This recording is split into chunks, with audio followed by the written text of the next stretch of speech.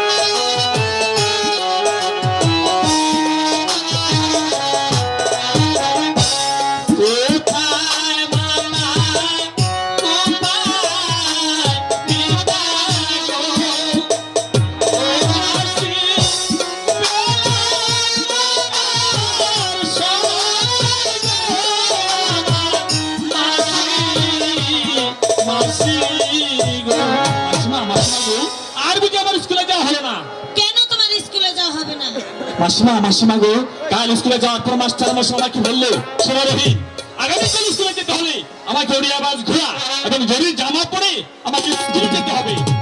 আমাকে ক্লাসে